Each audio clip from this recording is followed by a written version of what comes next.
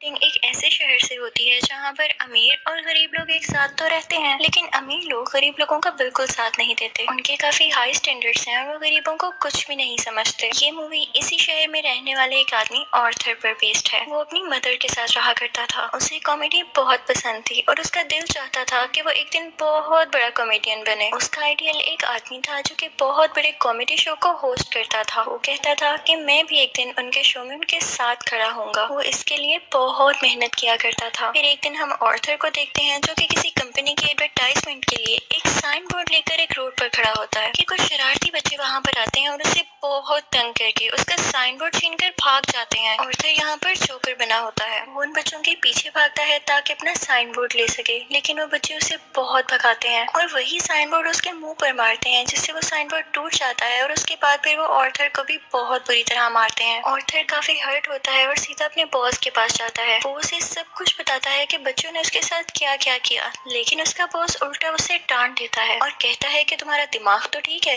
बच्चे ऐसी हरकत कैसे कर सकते हैं। बॉस उससे कहता है कि मैं तुम्हें तुम्हारी सैलरी भी नहीं दूंगा। ऑर्थर में कॉन्फिडेंस की बहुत कमी होती है, इसलिए वो यहाँ पर खुद के बारे में कुछ बोल ही नहीं पाता। वो वहाँ से काफी उदास होकर बाहर आ जाता है और सोचता है कि क्या मैं इतना बुरा हूँ कि कोई भी मेरी बात का यकीन ही नहीं करता। वो अपने घर आता है और डांस करने लगता है। यहाँ पे हम देखते हैं कि उसकी बॉडी काफी वीक होती है। अगले दिन ऑर्थर अपने कोलीग से मिलता है और उसे उन बच्चों के बारे में बताता है। उसका कोलीग उसे कहता है कि ये तो बहुत गलत हुआ, तुम्हें अपनी हिफाजत करनी चाहिए थी यार। और इसी के साथ वो उसे गन देता है और कहता है कि इसे अपने पास रख लो, ये मुश्किल वक्त में तुम्हारे काम आएगी। ऑर्थर ये लेने से इनकार करता है, लेकिन वो आदमी जबरदस्ती उसे गन दे देता है और फिर ऑर्थर अपने घर के लिए निकल पड़ता है। वो बस में होता है तो उसके सामने एक बच्चा भी बैठा होता है। वो उसे हंसाने की कोशिश करने लगता है और वो बच्चा जोर जोर से हंसने लगता है, जिस पर उस बच्चे की मदर को गुस्सा आ जाता है और वो ऑर्थर से कहती है कि हटो, परेशान मत करो हमें। लेकिन इस बात पर ऑर्थर हंसने लगता है। इनफैक्ट हमें बताया जाता है कि ऑर्थर को कोई सीरियस साइकोलॉजिकल इशू होता है और वो अपनी हंसी को कंट्रोल ही नहीं कर पाता। उसे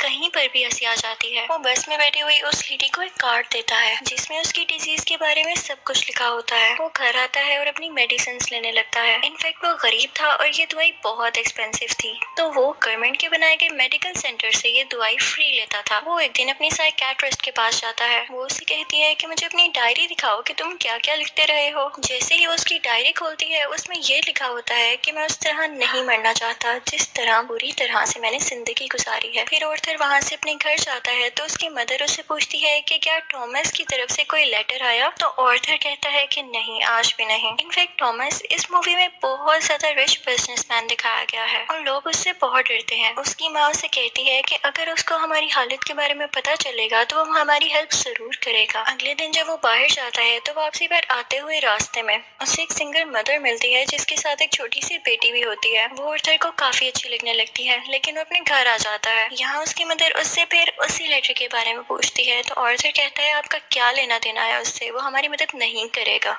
अगले दिन हम देखते हैं कि वो सिंगल लड़की ऑर्थर के घर पर आती है। वो उससे कहती है कि मैं कुछ टाइम से नोट कर रही हूँ कि तुम मेरा पीछा कर रहे हो, जिस पर ऑर्थर उसे कहता है कि हाँ, मुझे तुम अच्छी लगी हो। तो इस पर वो लड़की हंसने लगती है और जल्दी उन दोनों में दोस्ती हो जाती है। ऑर्थर को एक और जगह से जोकर की ऑफर आती है। वो एक चिल्ड्रन हॉस्पिटल होता है और जब ऑर्थर वहाँ पर जाकर डांस कर रहा होता है तो उसकी पॉकेट से वही गन बाहर आकर गिरती है। सब बच्चे डर जाते हैं और स्टाफ हैरान होता है कि इसके पास गन क्या कर रही है। ये बात फैलती है और उसे इस जॉब से भी निकाल दिया जाता है। वो अपने बॉस को कॉल करता है कि ये तो सिर्फ एक टॉय गन है, तो उसका बॉस उसे कहता है कि झूठ मत बोलो, मुझे तुम्हारे कलीग ने सब कुछ बता दिया है कि तुमने खुद उससे गन ली। यहाँ पर ऑर्थर का दिल दोबारा से बहुत दुखता है कि उसके कलीग ने तो उसे जबरदस्ती ये गन दी थी। फिर हम देखते हैं कि ऑर्थर ट्रेन में घर जा रहा होता है और वहाँ पर 3 बिजनेसमैन भी होते हैं जो कि थॉमस वेन के ही आदमी थे। वो ट्रेन में बैठी हुई एक लड़की को छेड़ रहे होते हैं।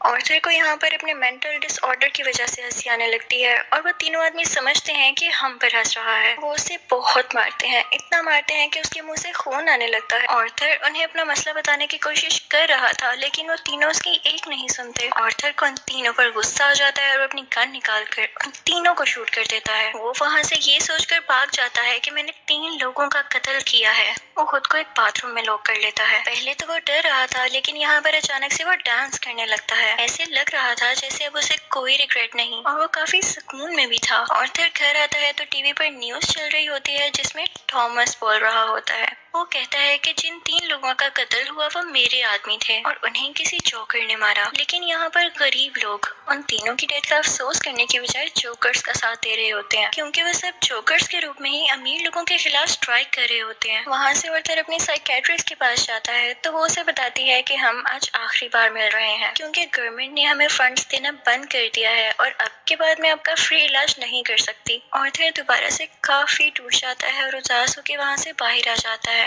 फिर हम ऑर्थर को देखते हैं जो कि कॉमेडी शो में लोगों को हंसाने की कोशिश कर रहा होता है, लेकिन वो ऐसा कर नहीं पाता और परेशानी में उसे जोर जोर से हंसी आने लगती है। इस वजह से उसका शो खराब हो जाता है और वो घर आ जाता है। घर आने पर उसकी मॉम उसे कहती है कि बेटा ये लेटर थॉमस के लिए पोस्ट कर दो। ऑर्थर जब ये पढ़ता है तो उसे अपनी आंखों पर यकीन ही नहीं आता। वो अपनी मदर के पास जाता है और कहता है आपने मुझसे सब कुछ क्यों छुपाया। उसकी माँ उसे बताती है कि बेटा मैंने ये जानकर नहीं किया। इनफैक्ट थॉमस और मैं एक दूसरे को पसंद करते थे और इवन शादी भी करना चाहते थे, लेकिन मैं बहुत गरीब थी और वो बहुत अमीर, तो हम सोसाइटी की वजह से शादी नहीं कर सके। ऑर्थर अपने बाप से मिलने के लिए निकल पड़ता है। जब वो वहाँ पर पहुँचता है तो उसके घर के गेट के पीछे थॉमस का अपना बेटा खड़ा होता है। ऑर्थर उसके सामने बच्चों जैसी हरकतें करने लगता है और उसे भी हंसाने की कोशिश करता है, लेकिन तभी वहाँ पर थॉमस का बटलर आ जाता है। वो उस बच्चे से कहता है कि स्ट्रेंजर से बात नहीं करते और ऑर्थर को वहाँ से जाने के लिए कहता है। ऑर्थर उससे कहता है कि मैं सच्चाई से पर्दा हटा कर ही जाऊंगा। मेरी माँ ने थॉमस के यहाँ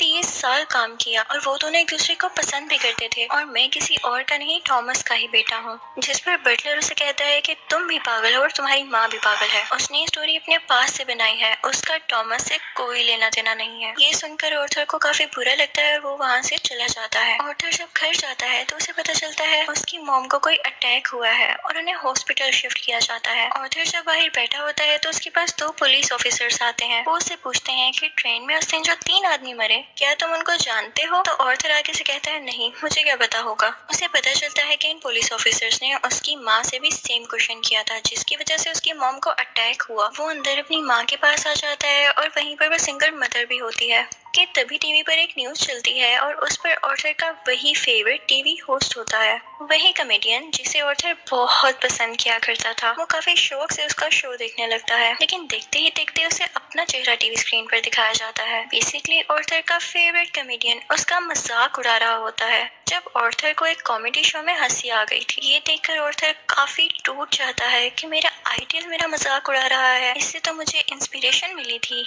उसे इस सब चीज पर यकीन ही नहीं आ रहा होता। थॉमस घर आता है तो न्यूज चल रही होती है कि शहर के हालात काफी खराब हो गए हैं। गरीब लोग जोकर्स का मास्क पहने सड़कों पर निकल आए हैं और अमीर लोगों के खिलाफ स्ट्राइक कर रहे हैं। इन लोगों में बहुत दुश्मनी बढ़ गई है और ये सारे के सारे थॉमस के खिलाफ हैं। ऑर्थर ये देखकर काफी खुश होता है कि वो सब के सब लोग जोकर बने हुए थे, यानी क्लाउन्स बने हुए थे। उसे लगता है कि पहली बार उसकी जॉब की या उसकी किसी ने तारीफ की हो। अब जहाँ पर वो गरीब लोग स्ट्राइक कर रहे थे वो एक थिएटर था। उस थिएटर के अंदर अमीर लोग एक मूवी देख रहे थे और वहाँ पर थॉमस भी था। उस स्ट्राइक को रोकने के लिए पुलिस वहाँ पर आ जाती है और उन्हें मना करती है। हर तरफ हलचल मच जाती है और इस चीज का फायदा उठाते हुए ऑर्थर उस थिएटर के अंदर चला जाता है। वो थिएटर के वॉशरूम में जाता है जहाँ पर थॉमस भी आया था। ऑर्थर उसके पास जाता है और पोलाइटली कहता है कि मैं आपका बेटा हूँ, मेरी माँ और आप एक साथ हुआ करते थे, याद करें। थॉमस उसे कहता है कि मैं इस नाम की किसी औरत को नहीं जानता और उसे जोरदार मुक्का मारता है, यानी पंच करता है, जिससे उसकी नाक से बहुत खून आने लगता है। ऑर्थर घर चला जाता है और कुछ टाइम बाद उसे पुलिस की कॉल आती है। वो इनफैक्ट ऑर्थर से भी इन्वेस्टिगेशन करना चाहते थे उस दिन के बारे में जब उन 3 आदमियों का कत्ल हुआ था। और तभी ऑर्थर को ये भी पता चलता है कि जो उसका फेवरेट कॉमेडियन था उसने ऑर्थर को अपने शो में बुलाया है। इनफैक्ट उसने ऑर्थर की जो क्लिप अपने शो में चलाई थी उसकी वजह से उसकी शो की रेटिंग काफी बढ़ गई थी, क्योंकि लोगों ने उसको पसंद किया था। वो बहुत खुश हो जाती, माँ का कभी इलाज हुआ था। वो उन लोगों से अपनी माँ की फाइल मांगता है। वो वहाँ से वो फाइल चुरा कर भाग जाता है। उसमें लिखा हुआ था कि ऑर्थर की माँ का किसी और के साथ रिलेशन था। वो उसे बहुत ज्यादा फिजिकली अब्यूज किया करता था, मारा करता था। और इसी दौरान आर्थर के सर पर भी चोट आई थी, जिसकी वजह से वो आज इस डिसीज का शिकार है। वो वहाँ से सीधा अपनी दोस्त यानी उसी सिंगल मदर के पास जाता है, लेकिन हमें यहाँ पर पता चलता है कि वो तो थी ही नहीं। वो असल में सिर्फ और सिर्फ उसकी इमेजिनेशन में थी और उसको उसके विजन्स आया करते थे। आर्थर अपने माँ की चोट की वजह से काफी परेशान होता है। वो हॉस्पिटल जाता है और पिलो से अपनी माँ को मार देता है। घर आकर देखता है तो उसे एक पिक्चर मिलती है जिसके पीछे लिखा हुआ था कि मुझे तुम्हारी स्माइल बहुत पसंद है, जो कि थॉमस ने लिखा था और ये पिक्चर उसकी मदर की थी। यहाँ उसे एहसास होता है कि उसकी माँ झूठ नहीं बोल रही थी। वो अपना जोकर का मेकअप करने लगता है और यहाँ पर वो काफी दुखी होता है और उसे कुछ समझ नहीं आ रहा होता कि उसके आसपास क्या हो रहा है। तभी वहाँ पर उसका वही कोलीग आ जाता है और वो कहता है कि जो उस दिन ट्रेन में 3 कत्ल हुए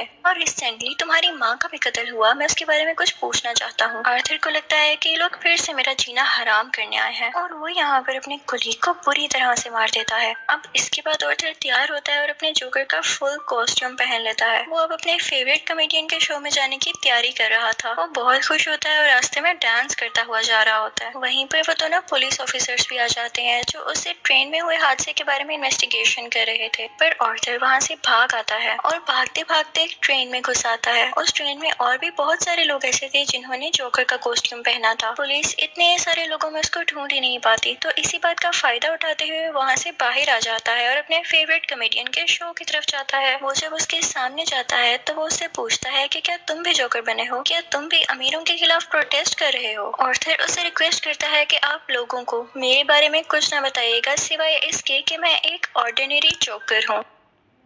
और फिर उनका लाइव शो स्टार्ट हो जाता है। ऑडियंस उन्हें देखकर काफी खुश होती है और इस चीज को काफी एडमायर कर रही होती है। वहाँ पर आर्थर का फेवरेट कॉमेडियन उसे क्वेश्चन करता है कि तुम यहाँ पर जोकर बन के क्यों आए हो। तो जोकर उससे कहता है कि मैं हमेशा खुश रहना चाहता था और मैं लोगों में भी खुशियाँ बांटना चाहता था। लोगों ने मुझे इस गेटअप में पसंद किया तो मैंने सोचा क्यों ना मैं ऐसे ही आ जाऊँ। वो यहाँ पर एक बहुत ज्यादा सरप्राइजिंग बात भी करता है। वो इस लाइव शो में सबके सामने बता देता है कि उस दिन ट्रेन में जो 3 लोग मारे गए उनको मैंने ही मारा है। वो कहता है कि ये सब मैंने आपको इसलिए बताया कि अब तक कितने गरीब मरे, कितने ही ज्यादा अमीर लोगों ने गरीब लोगों को बेदर्दी से कत्ल किया, लेकिन आज तक किसी ने नोटिस किया, किसी ने भी अमीर लोगों के खिलाफ आवाज उठाई या उन गरीब लोगों को याद किया तो मुझे बताएं। और जब मैंने किसी अमीर आदमी को मार दिया तो लोग इतना शोर किस लिए मचा रहे हैं? क्या सब इंसान बराबर नहीं होते या अमीर लोगों में कोई और खास बात होती है? वो कहता है कि सोसाइटी बहुत खराब हो चुकी है, वो सिर्फ अपना फायदा सोचती है और अगर आज तुमने मुझे इस शो में बुलाया है तो ये तुम्हारी रहमदिली हरगिज नहीं है।